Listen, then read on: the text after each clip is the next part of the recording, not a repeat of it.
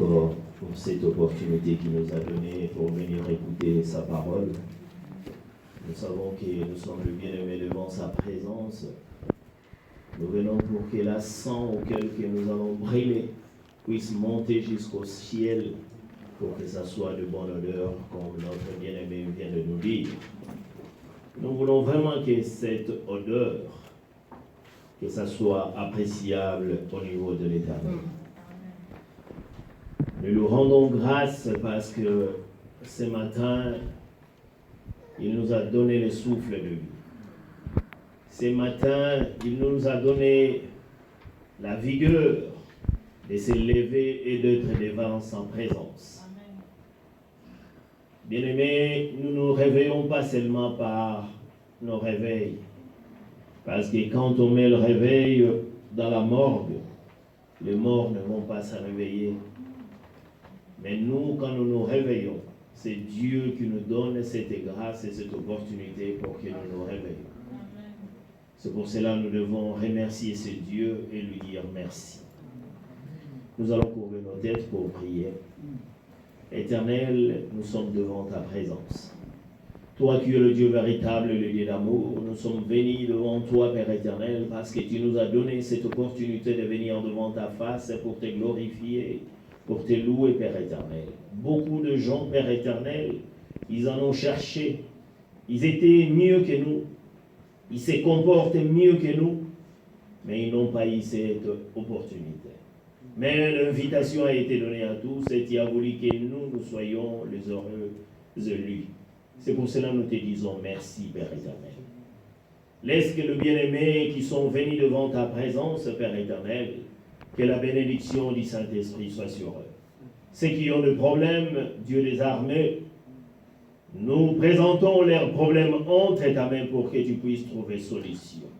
Parce qu'il y a un nom qui est au-dessus de tous les noms, le nom du Seigneur Jésus-Christ. C'est ce nom-là qui guérit les malades, c'est ce nom-là qui règle nos problèmes, c'est ce nom-là qui a été monté au-dessus de tout nom pour que nous crions à ce nom-là au nom de Jésus. Père, ce nom-là que tu nous as donné, je suis en train de lier tout esprit démoniaque, toute présence qui ne confesse pas le nom de l'Éternel. Je le chasse au nom puissant du Seigneur Jésus-Christ. Que ta présence puisse prendre lieu dans cette salle pour que nous marchions derrière toi, Père éternel. Sois béni, sois loué. Nous laissons cette parole d'aujourd'hui entre ta main. Laisse que je sois qu'un instrument, Père. Bien sûr que je l'ai préparé, mais que toi, Père éternel, que tu me guides, que tu dises ce que je dois dire pour nous prêcher, moi ainsi que cet auguste ensemble. Tu es le grand Dieu d'Israël et le Dieu tout-puissant. Nous te bénissons, nous te rendons grâce au nom puissant de Jésus-Christ. Amen. Amen. Nous bénissons le Seigneur. Nous allons apprendre une petite sujet qui a été déjà prêché plein de fois et nous allons le répéter aujourd'hui. La croissance spirituelle. Bien-aimés, nous sommes dans un moment, c'est comme si nous sommes tombés dans le vide. Ce qui se passe en ce moment-ci, en débutant l'année passée jusqu'à cette année, nous sommes tombés dans le vide, bien-aimés dans le Seigneur. Nous ne savons même pas comment est-ce que nous allons nous diriger pour s'en sortir à cette épreuve qui nous guette.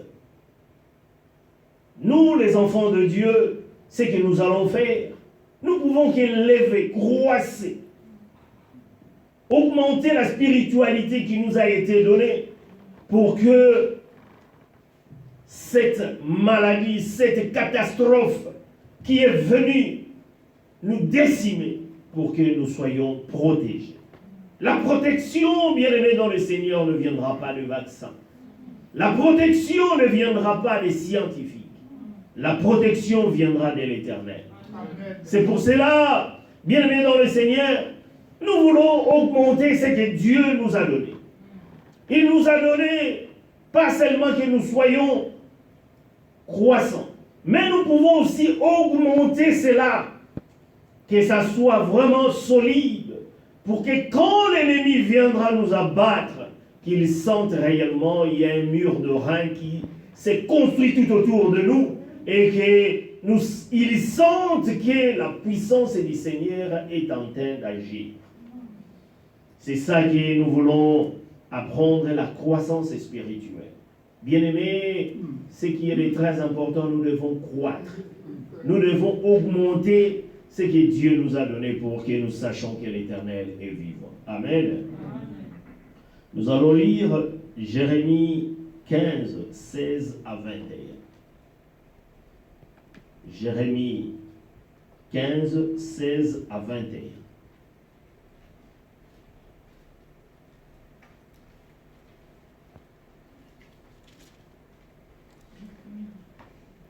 Je lis au nom du Seigneur. J'ai recueilli tes paroles et je les ai dévorées. Tes paroles ont fait la joie et l'allégresse de mon cœur, car ton nom est invoqué sur moi, Éternel Dieu des armées. Je ne me suis point assise dans l'ensemble de mon cœur, afin de m'y réjouir.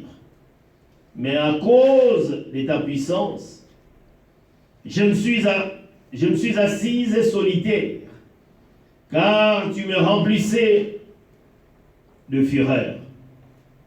Pourquoi ma souffrance est-elle continuelle? Pourquoi ma plaie est-elle douloureuse et ne veut-elle pas se guérir?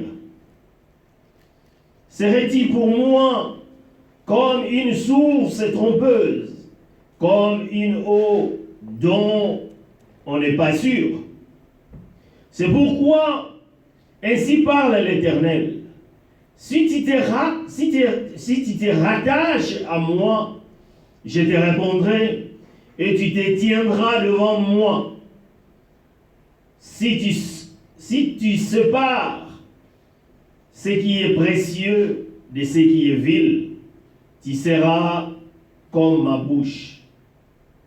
C'est à eux de revenir à toi, mais ce n'est pas à toi de revenir, de retourner vers eux. Je te rendrai pour ce peuple comme une forte muraille de reins. Ils te feront la guerre, mais ils ne te vaincront pas. Car je serai avec toi pour te sauver et te délivrer, dit l'Éternel. Je te délivrerai de la main de méchants. Je te sauverai de la main des violents. Amen. Bien-aimés dans le Seigneur, aujourd'hui nous allons parler de la croissance spirituelle. Frères et sœurs, pourquoi nous devons aspirer à la croissance spirituelle?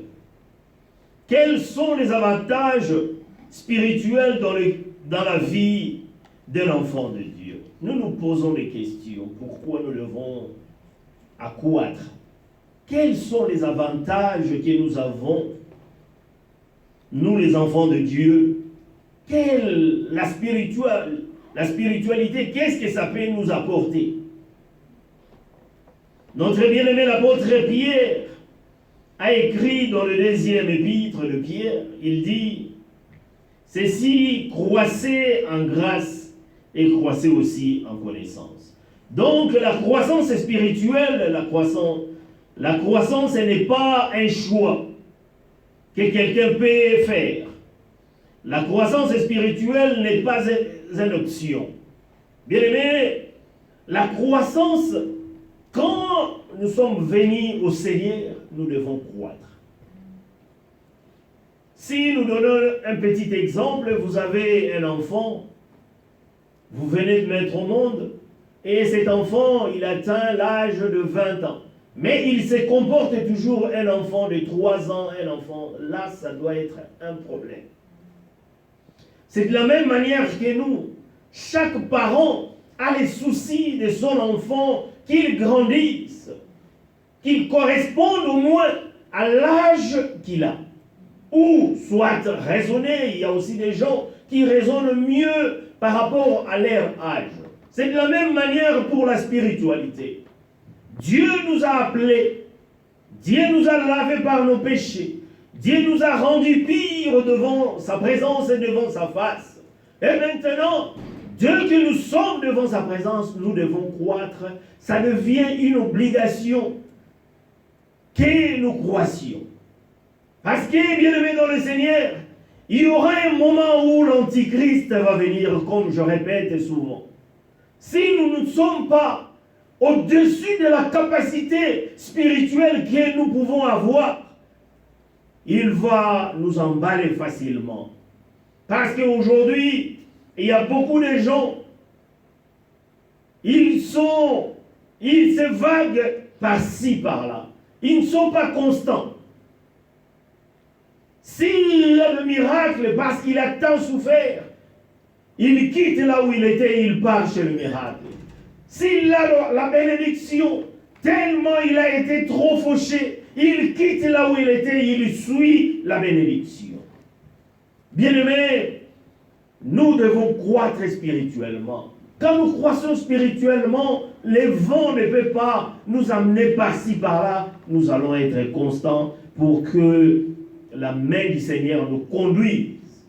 C'est la main du Seigneur qui doit nous conduire là où nous pouvons marcher. Nous ne pouvons pas utiliser nos sentiments personnels. Nous ne pouvons pas utiliser nos idées personnelles. L'idée qui nous a été injectée, c'est le Saint-Esprit qui nous guide. C'est de la même manière que les enfants de Dieu dans le désert. Ils ne pouvaient rien faire sans que le Saint-Esprit les guide. Il y avait une colonne de feu, il y avait la lumière qui les conduisait là où ils pouvaient être. C'est pour cela, quand il y avait la rébellion parmi eux, Dieu les avait aidés par rapport à leurs souhaits. Bien-aimés dans le Seigneur, la parole que nous prononçons a une efficacité. Les enfants d'Israël, ils ont dit, Seigneur, nous sommes perdus dans le désert. Nos enfants ne verront même pas là où on va nous enterrer. Nous allons tous mourir dans le désert. Le Seigneur a dit, je veux vous aider. Je vais exaucer vos paroles. Et tout le monde était mort dans le désert. Personne n'était sorti par rapport aux gens qui étaient sortis. Bien-aimés dans le Seigneur, nous devons savoir utiliser ce qui sort dans nos bouches pour que ça ne soit pas une malédiction, mais que ça soit une bénédiction. Parce que quand nous parlons de choses qui sont négatives par rapport à nous-mêmes, par rapport à notre famille, par rapport à notre descendance, sachez-le bien que le Seigneur va exaucer ta prière. C'est de la même manière, le diable, on a chassé les mauvais esprits. Il a intercellé, chasse-moi dans le brousseau. Et le Seigneur a exaucé. C'est la puissance de la parole. Nous devons savoir qu'est-ce que nous sommes en train de vivre. Nous devons savoir qu'est-ce que nous sommes en train de faire. Qu'est-ce que nous sommes en train de vouloir faire pour que l'avenir ne soit pas bloqué, pour que le succès ne soit pas bloqué dans le futur. Tout ce que nous faisons aujourd'hui, c'est ça qui déterminera notre succès dans l'avenir. Notre succès spirituel, notre succès dans la famille, notre succès dans le couple, notre succès dans le travail, notre succès dans l'entourage, là où nous vivons. Bien-aimés dans le Seigneur, quand nous posons quelque chose à faire, nous devons savoir qu'est-ce que nous sommes en train de faire, nous les enfants de Dieu. Dieu nous a appelés, on était des païens, on était des adultères, on était des voleurs, on était des ivrognes. Mais quand il nous a appelés, il nous a lavés par son sang et nous sommes maintenant les enfants de Dieu. Il a lavé notre cerveau pour que nous sachions qu'est-ce que nous sommes en train de penser pour notre avenir, pour l'avenir futur. Ce n'est pas seulement de crier Dieu, Dieu, Dieu. Non. Mais quel est ton comportement vis-à-vis par rapport à tes prières? Quel comportement tu es en train d'agir? Qu'est-ce que tu es en train de vouloir faire pour que ton futur soit meilleur. C'est ça que nous devons savoir. Ce n'est pas une magie, non, c'est quelque chose que nous sommes en train de construire pour que ça soit solide dans le futur. Quand nous construisons quelque chose qui ne sera pas solide, le Seigneur ne le mettra pas solide pour nous. Il nous a laissé cette garantie de faire. Nous avons un Dieu qui n'est pas un dictateur.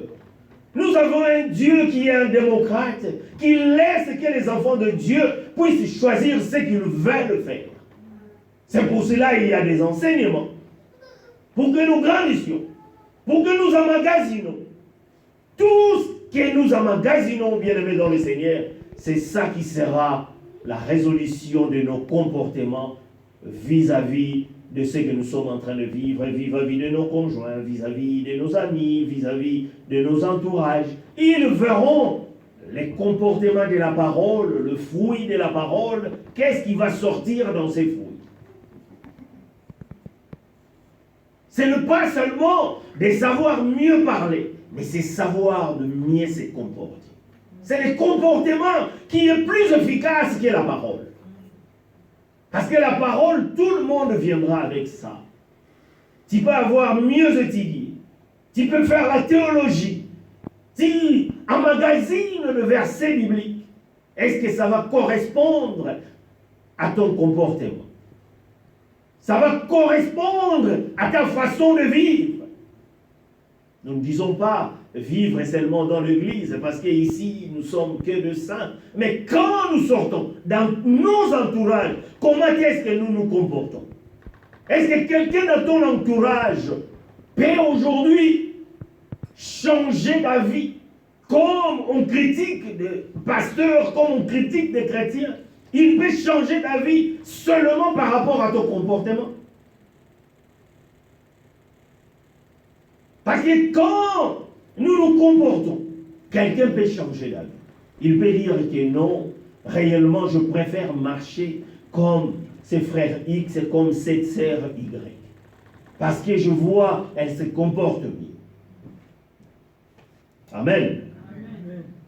Moi, dans le travail, là où je travaille, on commence à 19h. Mais je viens toujours à... moi, je commence à 7h.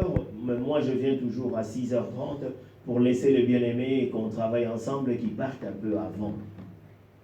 Dans l'ancienne société qu'on travaillait, il y avait des gens qui venaient toujours à 7h pour remplacer. Donc, ils venaient un peu en retard. Ça agaçait d'autres gens. D'autres gens remettaient le pièce de leur monnaie en venant aussi aux heures qu'ils venaient. Mais moi, je leur ai toujours enseigné par faire le bien. C'est ça que nous, les enfants de Dieu, nous devons faire. Quand quelqu'un te fait du mal, fais le bien. Fais le bien, fais le bien, fais le bien, jusqu'à ce que ça va changer son comportement. Il va dire que celui-là, il me fait du mal. Mais comment est-ce que... Moi, lui, il remet toujours le bien. Laisse à ce que je change. Amen. Bien-aimé, Dieu aussi, en tant que parent, il veut aussi nous voir croître. Il veut aussi nous voir grandir. Même dans l'église, l'homme de Dieu, il veut voir ses oreilles en train de grandir. Là, il va dire réellement, mes soucis, ce que je prêche, je vois que c'est mis en action et les enfants de Dieu sont en train de croître. Si nous lisons dans 1 Pierre 2, il est écrit, rejetant donc toute malice et toute ruse, la dissimulation, l'envie et toute médisance, désirez comme des enfants nouveau-nés, les laits spirituels et purs, afin que par lui vous croissiez pour le salut. Donc, bien aimé dans le Seigneur, la croissance spirituelle, c'est un signe précurseur qui atteste que nous sommes déjà sauvés.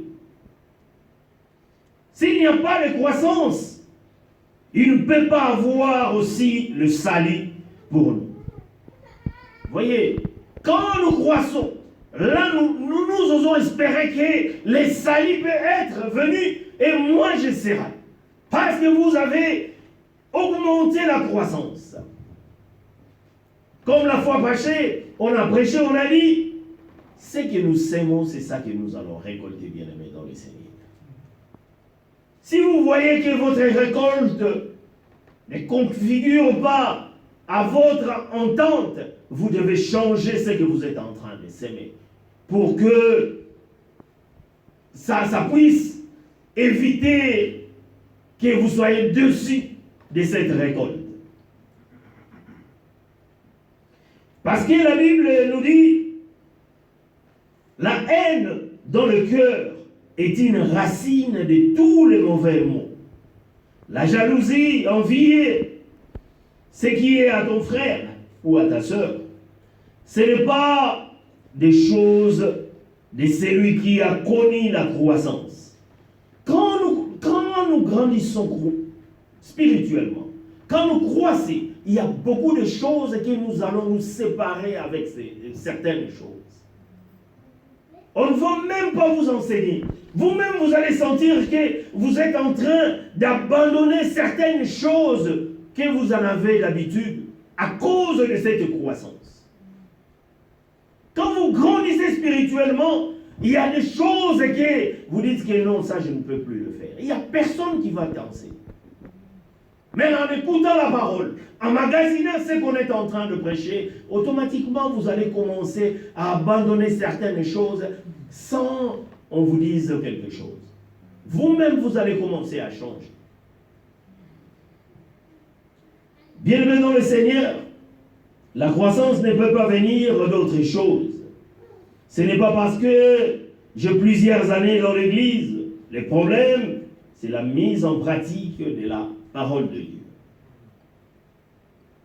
Parce que dans nos églises, nous sommes presque des hypocrites. Nous nous comportons mieux dans l'église. Nous sommes des sœurs pures, nous sommes des frères purs. Mais ce n'est pas vraiment la vie auquel que nous amenons à l'extérieur. C'est pour cela la croissance spirituelle, c'est dans la pratique que nous pouvons sentir réellement celui-ci a augmenté sa volume de dose spirituelle. Jérémie nous dit ceci. J'ai recueilli des paroles et je les ai dévorées. La parole de Dieu, c'est ça la nourriture par excellence pour un enfant de Dieu. La parole de Dieu, on ne peut pas la choisir, sélective. La parole de Dieu, elle est globale. Quand nous sommes dans l'Église et quand nous sommes convertis, il n'y a pas de sélection dans la parole du Seigneur. Nous devons l'englober en totalité.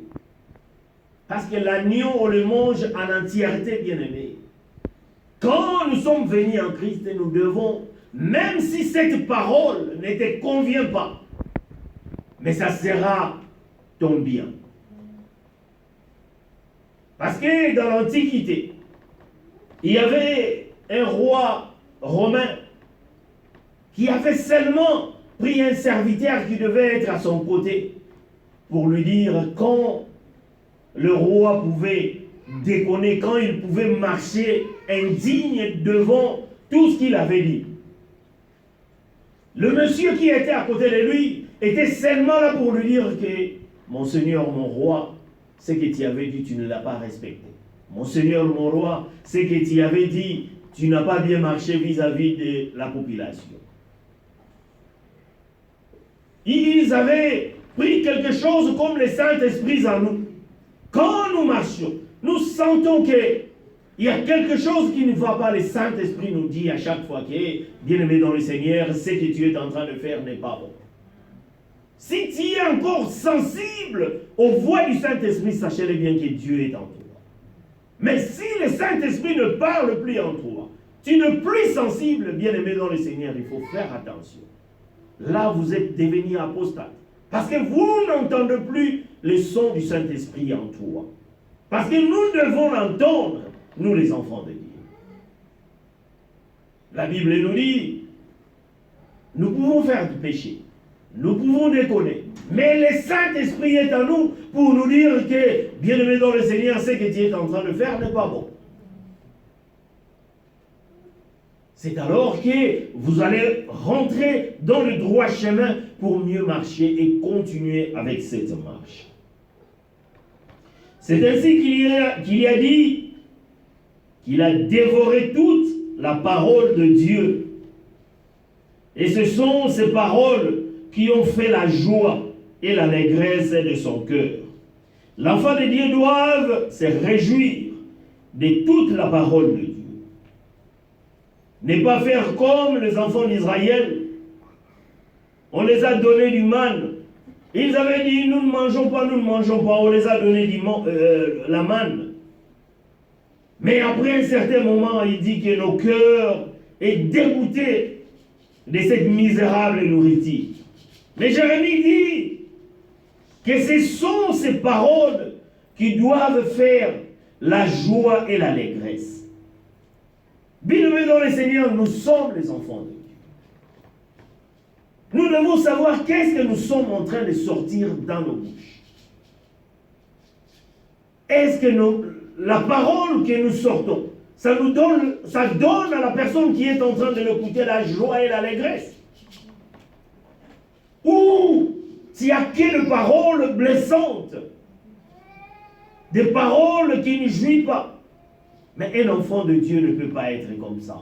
Nous devons, si réellement ça nous vient nombreuses de fois, nous devons changer cela et avoir une parole qui peut bénir, qui peut donner la joie, qui peut donner la régresse.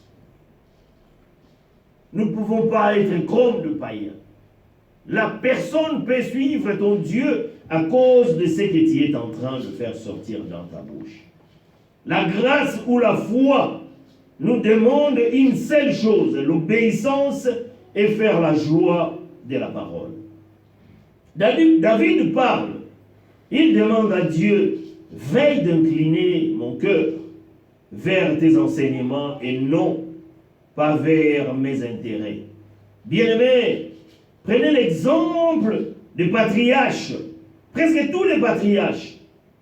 Nous qui avons l'habitude de demander à Dieu chaque fois, disons à Dieu, veille d'incliner nos cœurs vers tes enseignements et non pas vers nos intérêts. Parce que quand nous prions, nous avons tendance à dire seulement nos besoins. Mais le Seigneur aime que nous partons dans son sens, que nous veillons les intérêts du Christ et non nos intérêts personnels. Salomon lui avait demandé, qu'est-ce que tu veux? Mais il voulait d'abord faire plaisir à ce Dieu, après Dieu va lui bénir. La bénédiction, bien-aimé dans le Seigneur, ce n'est pas seulement dire, Seigneur, donne-moi, Seigneur, donne-moi. Il faut faire d'abord ce que le Seigneur aime, c'est alors que le Seigneur va faire ce que toi tu veux. Bien-aimé, Dieu est bon quand il parle. Mais quand Dieu ne parle pas, quand Dieu garde le silence, c'est la chose la plus dangereuse d'un enfant de Dieu, parce qu'à ce moment-là, nous sommes perdus. Nous ne savons plus qu'est-ce que Dieu est en train de dire. Mais quand Dieu parle, le cœur d'un enfant de Dieu se réjouit. Parce que la volonté de Dieu et la pensée de Dieu, nous la comprenons à travers sa parole. Il te dit, dans sa parole, on fait la joie et l'allégresse de mon cœur. Et il dit, je ne suis pas assise dans l'assemblée de mon cœur. Psaume 1-2 nous dit, heureux l'homme qui ne marche pas selon les conseils de méchants, qui ne s'arrête pas sur la voie de pécheurs, et qui ne s'assied pas en compagnie de mon cœur, mais qui trouve son plaisir dans la loi de l'Éternel, et qui la médite jour et nuit. Amen. Amen. C'est que ma joie ne pas être avec mon cœur, Mais ma joie est d'être dans ton ensemble. Parce que dans ton ensemble là, je reçois l'instruction de la parole qui réjouit le cœur de l'enfant de Dieu.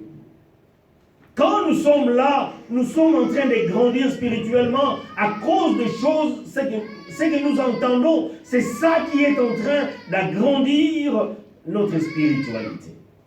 Bien-aimés, quand Dieu veut nous bénir, quand Dieu veut nous délivrer, quand Dieu veut nous guérir, il réfère toujours dans sa parole. C'est pourquoi l'enfant de Dieu va se réjouir. Il dit, chapitre 17 toujours de Jérémie, il dit, je ne me suis point assise dans l'assemblée de mon cœur, afin d'y m'y réjouir, mais à cause de ta puissance, je me suis assise solitaire, car tu me remplissais de fureur. Jérémie pose la question à Dieu et dit, pourquoi ma souffrance est-elle continuelle? Pourquoi ma plaie est-elle douloureuse? Et je ne veux-t-elle pas se guérir? Frères et sœurs, sachant la croissance spirituelle que nous cherchons à croître est la situation et la solution pour changer. Quand nous croissons, bien-aimés, sachez bien que nous allons changer. Il pose encore une question. Sera-t-il pour moi comme une source trompeuse, comme une eau d'eau? On n'est pas sûr. Et quand il posait cette question, c'est pourquoi l'Éternel lui a répondu. Voici ce que l'Éternel lui a répondu. Si tu te rattaches à moi, bien-aimé, se rattacher à Dieu signifie continuer à pratiquer sa parole. Tu es découragé. Tu avais abandonné. Tu avais mis un frein parce qu'il n'y avait que de mauvaises nouvelles. Parce qu'il n'y avait que tout ce que tu faisais ne marchait pas. Quand il y a un projet de faire quelque chose, ça ne marche pas. Tu vois comme si le Seigneur ne t'entend plus, comme si le Seigneur t'a abandonné. Proverbe nous dit, c'est lui qui détourne ses oreilles pour ne point écouter la parole de l'Éternel Dieu, sa prière, c'est une abomination. Nous devons toujours écouter ce que Dieu est en train de nous dire. Mais si toi, Jérémie, tu te rattaches à moi, je te répondrai. Le Seigneur a envie que nous nous rattachions à lui pour qu'il nous abandonne point. Rattachons-nous à ce Dieu-là bien-aimé dans le Seigneur. Il ajoute encore, si tu te sépares ce qui est précieux de ce qui est vil, bien-aimé dans le Seigneur, Dieu que nous prions, c'est un Dieu de séparation. Ce n'est pas un Dieu de mélange ni un Dieu de confusion. Il dit, séparez-vous et moi je vous recueillerai. Vous serez pour moi de fils et de filles. Et moi, l'Éternel, je serai votre Dieu. Voilà la condition que Dieu est en train de nous poser. De nous séparer. De nous séparer à toute chose qui ne plaît pas la volonté du Seigneur. À ce moment-là, quand nous nous séparons à toutes ces choses, le Seigneur nous prendra comme ses filles, comme ses fils. Et à ce moment-là, lui, il sera comme l'Éternel, notre Dieu. Nous avons dit qu'il y a des choses qui freinent et qui bloquent la croissance. Le problème, bien-aimé, est de nous séparer avec tout ce qui ne fait pas la gloire du Seigneur. C'est pourquoi la Bible nous dit, même si notre œil, c'est ça qui est notre pierre d'achoppement, nous devons vouloir être bornes pour que nous continuions. Si seulement ton œil va t'amener en enfer, la Bible nous dit de nous en séparer. Ça veut dire, c'est pas lui que vous vous crevez les yeux, mais lui, même si quelque chose chérit, Abraham a été avec son neveu, mais il sentait que ça pouvait être les sources de son péché. Il a préféré à se séparer de son neveu pour continuer à la présence du Seigneur. Bien-aimés dans le Seigneur, laissez-moi vous dire ceci. Nous, les enfants de Dieu, vous rêvez quelqu'un, votre soeur, votre tante, vos parents, en train de vous faire quelque chose du mal ou démoniaque. Vous vous séparez brutalement. Vous parlez des choses qui ne confessent pas la volonté du Seigneur. C'est séparer, bien-aimés dans le Seigneur, c'est le Seigneur qui combatte pour nous. Ce n'est pas nous-mêmes qui doivent se mettre en avant pour se combattre. Des fois, la famille se déchire dans des choses qui n'ont même pas de sens. Parce que quelqu'un avait rêvé ceci, cela. Parce que c'est là, quelqu'un avait imaginé des choses contraires par rapport à son frère, par rapport à sa famille. Mais Abraham, quand Sodome et Gomorrhe devaient passer outre, mais il intercédait toujours pour son neveu. Cela veut dire qu'il s'est séparé charnellement à cause du péché qui pouvait lui procurer son neveu. Mais il continuait à intercéder. Quand quelqu'un se dégage de la voie du Seigneur, sachez bien qu'il est dans le camp de l'ennemi. Qu'est-ce que nous, les enfants de Dieu, que nous pouvons faire? Nous pouvons être que des sentinelles, plaider à l'Éternel de lui remettre dans le droit chemin. C'est ça ce que nous, les enfants de Dieu, nous devons faire. Ces personnes ne doivent pas être nos ennemis. Peut-être nous allons nous séparer du chair, de notre chair. Mais en intercédant, nous devons toujours continuer à intercéder pour cette personne pour qu'elle retrouve le droit chemin. Parce que les enfants de Dieu aujourd'hui, si vous voyez, il y a d'autres enfants, par exemple en Afrique, qui étaient des sorciers, leurs parents les ont rejetés, ils sont des enfants de riz, tout ça. Bien sûr que ces gens-là sont des chrétiens. Ils font même des choses atroces pour ces enfants-là. Des fois, ils ne connaissent pas ce qui les arrive. Mais nous avons une puissance, quand nous nous élevons spirituellement, c'est alors que nous pouvons combattre tout cela. Le Seigneur nous a donné les puissances. Sa puissance, quand il est sur nous, c'est pour faire ces choses-là qui est démoniaque. C'est pour plaider la grâce du Seigneur qu'il soit en nous, pour qu'il remette ces gens-là dans le droit chemin. Bien-aimé dans le Seigneur, laissez-moi te dire, toi qui as vu que ta famille est déchirée à cause de choses que toi tu penses, mais qu'eux ils ne le pensent pas. Ne murmurez pas. Quand tu es dans le murmure, ça crée une animosité en toi. Et alors, tu commences à faire le péché comme ces gens-là qui faisaient le péché. Le but du diable, le but du Satan, il veut que toi aussi tu deviennes comme eux. Mais toi, tu dois être au-dessus de la mêlée. Il doit voir que réellement, tu as une croissance spirituelle plus élevée. Tu ne dois pas commencer à dire des choses que tu vas regretter dans le futur. Nos parents, de fois, ils ne priaient pas, mais ils se réveillaient de fois à 5 heures du matin pour dire, c'est lui qui touche à mon enfant. Ils parlaient de choses et ces choses-là, Dieu l'entendait. C'est la même chose. Et nous qui croyons à ces dieux, et nous qui avons Dieu, quand nous parlons, imaginez la puissance qu'il peut faire. C'est pour cela, bien-aimé dans le Seigneur, toi qui as eu déjà une nouvelle naissance, choisissez ce que tu peux faire sortir dans ta bouche. Sinon, tu risques de maudire toute ta famille et tu vas regretter. Parce que toi aussi, tu seras maudit. Parce que tu es en train de prononcer des choses que Dieu aussi, peut-être, il ne va pas aimer. Aimez-nous les uns les autres. C'est l'amour du Seigneur.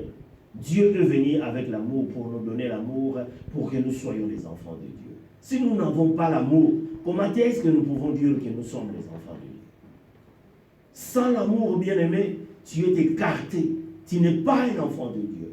Nous devons avoir l'amour. L'amour pardonne tout. L'amour obéit tout.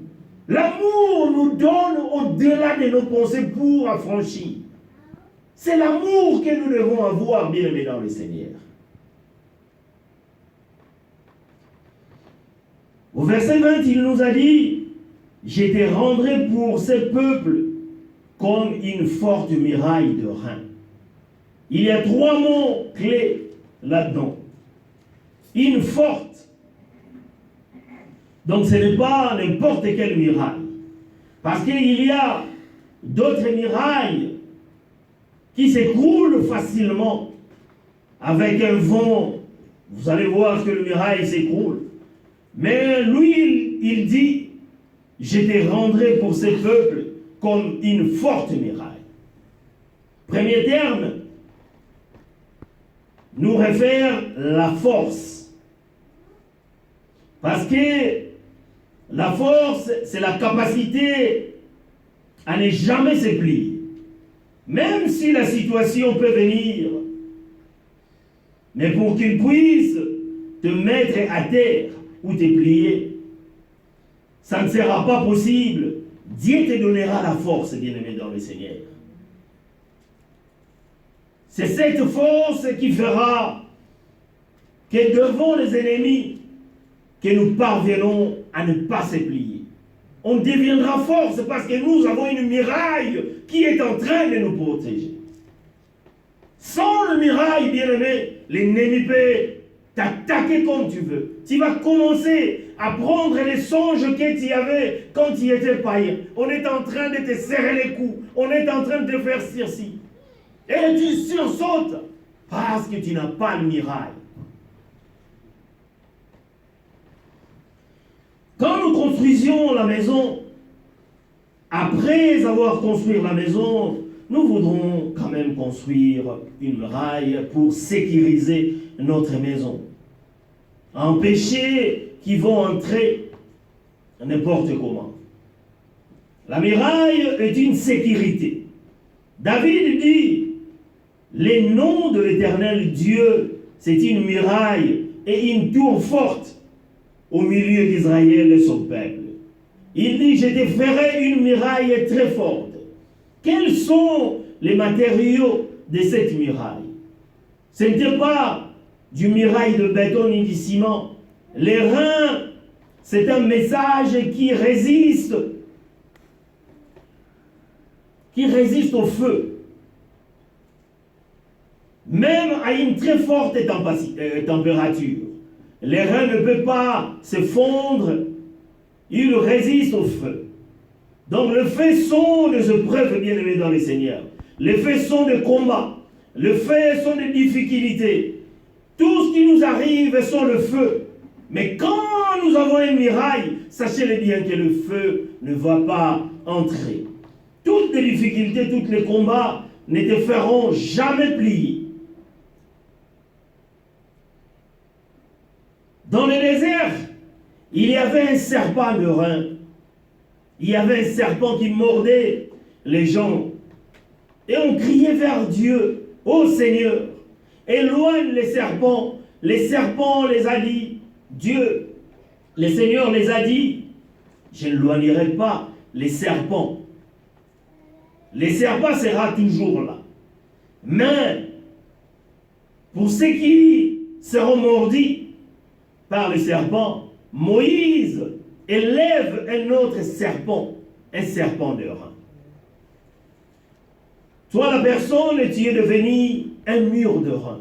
Quand on te fait, là, c'était à toute personne qui seront mordis à ces serpents, il devait regarder en haut, dans les airs. Il avait mis le serpent de rein dans les airs pour que toute personne puisse regarder.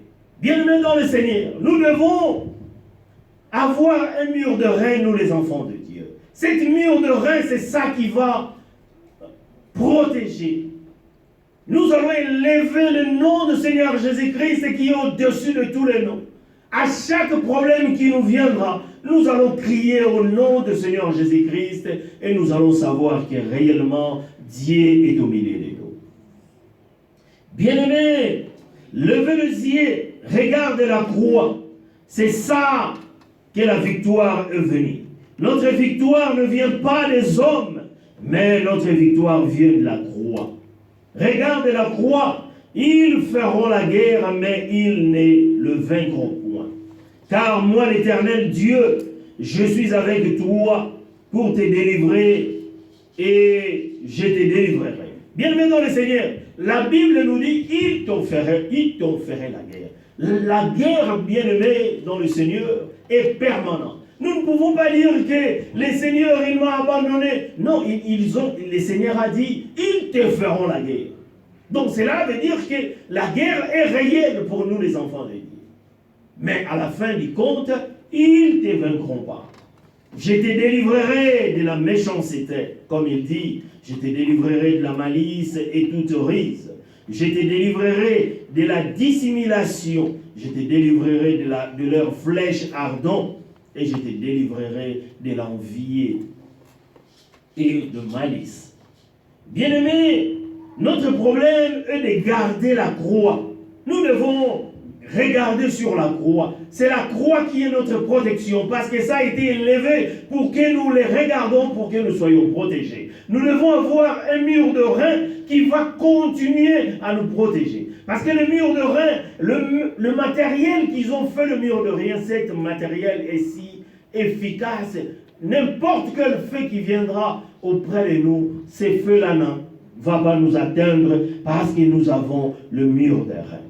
Quand nous croissons, nous atteindrons la nature de Dieu. C'est pourquoi l'apôtre Paul nous dit, Galates, pour qui j'approuve les douleurs de l'enfantement, jusqu'à ce que Jésus-Christ soit entièrement formé en toi.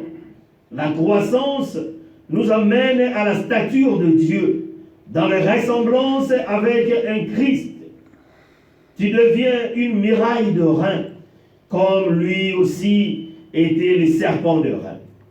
Donc, bien-aimés dans le Seigneur, nous devons élever notre croissance spirituelle pour que Dieu, il sera le Saint-Esprit qui va nous empoisonner et nous allons être puissants contre tout esprit démoniaque qui nous atteindra. Ces derniers temps, nous vivons des moments qui ne sont pas normaux. Depuis notre naissance jusqu'à maintenant, nous n'avons pas encore vu tout ce qui est en train de nous arriver. C'est pour cela, bien-aimés dans le Seigneur, je viens dire à quelqu'un aujourd'hui, construisez le mur de rein au présent de toi. Changez ce que tu es en train de vivre. Ton comportement doit être changé pour que la croissance spirituelle vienne dans ta vie. Quand la croissance spirituelle vient dans ta vie, obligatoirement le mur de rein va se construire en toi et l'ennemi ne parviendra pas. À ce moment-là, on te fera la guerre, mais on ne te vaincra pas. Même si la guerre venait de quelle sorte, il ne t'entendra pas parce que tu seras puissant. Il demandera, mais quelle matière qu'on t'a fait? Et tu diras seulement, on t'a fait par la matière de Jésus-Christ de Nazareth qui a été descendu. Parce que nous voyons la face du Seigneur. La face du Seigneur nous donne la joie. Nous pensons encore David. Moïse avait voulu voir la face du Seigneur. Mais le Seigneur lui avait dit, je passerai, tu verras seulement mon dos. Mais moi et toi, Dieu nous a donné la possibilité de voir sa face. Quand nous crions, il descend et il nous répond et il parle à nous et nous marchons selon sa face. Et la grâce du Seigneur est en train de descendre auprès de nous. Bien-aimés dans le Seigneur, changez le comportement, croissez spirituellement. C'est alors que Christ va habiter en nous et nous serons élevés. Et que toute chose qui viendra à nous, ça ne va pas nous atteindre parce que nous avons le Saint-Esprit en nous et que le Seigneur bénisse sa parole. Au nom de Jésus. Amen.